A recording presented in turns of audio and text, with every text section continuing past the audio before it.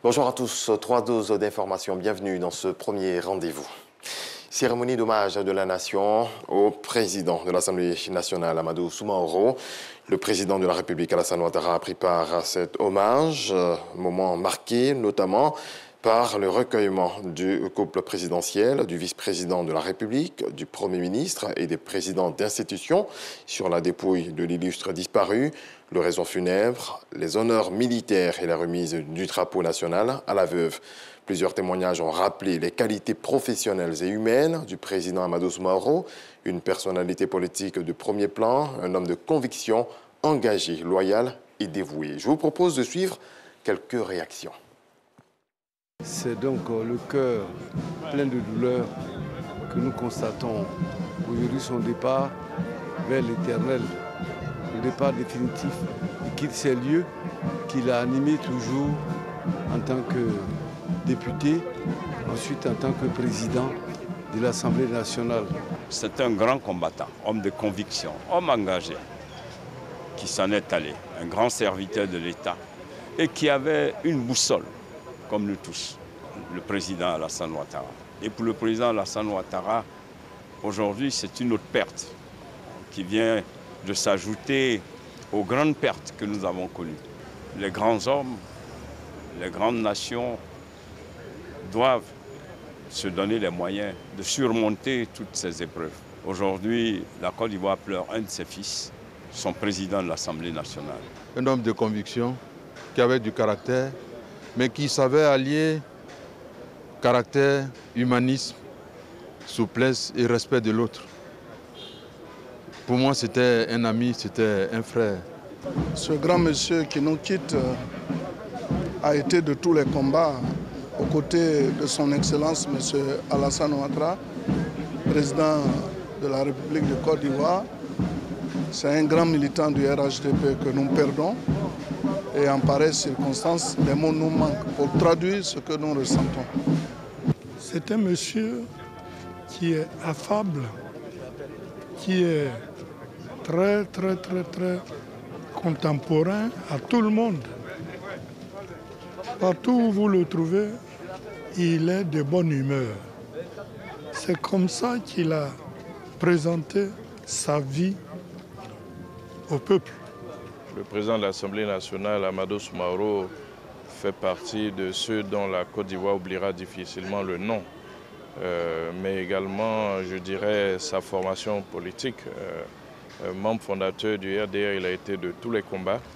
Il est un modèle de combativité, un modèle de loyauté, un modèle de fidélité, quelqu'un qui était généreux en effort dès lors qu'il s'agissait de faire respecter donc, les décisions du président de la République, la vision du président de la République.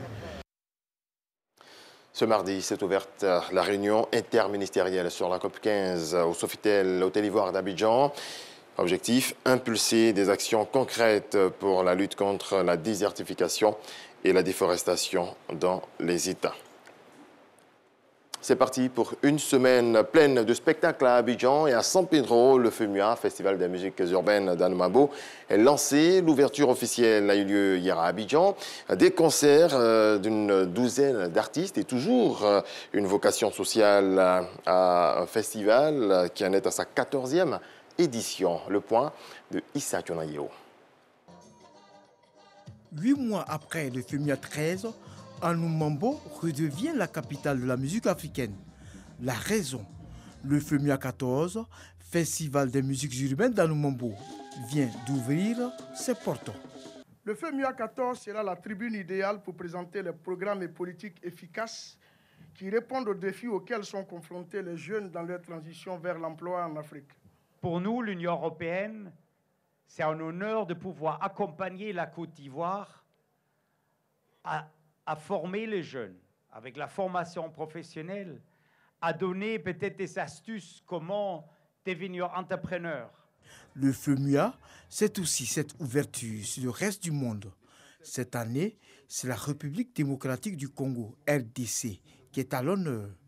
Je souhaite un partenariat entre le FEMUA, le ministère congolais de la Culture, des arts et patrimoine, afin que la rumba et Papa Wemba soient dans une pérennisation d'une collaboration culturelle variée et fructueuse.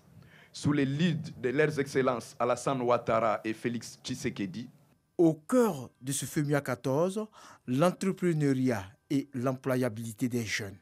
Occasion pour les membres du gouvernement de clarifier la politique du président de la République Alassane Ouattara sur la question.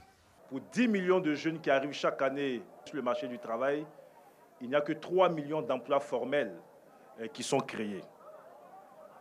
Lorsqu'on regarde tous ces défis, c'est à juste titre que le président de la République, son Excellence Alassane Ouattara, a érigé la cause de la jeunesse et l'insertion des jeunes au cœur des priorités du gouvernement.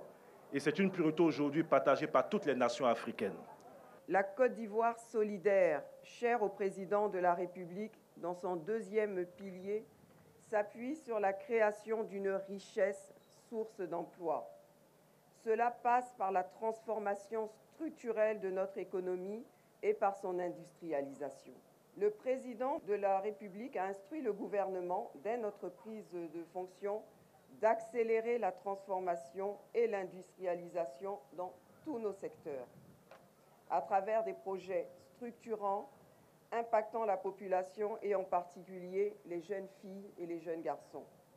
Après l'ouverture du FEMIA 14, il y a eu la pose de la première pierre des écoles Magic System de Tanda et de Port-Boué.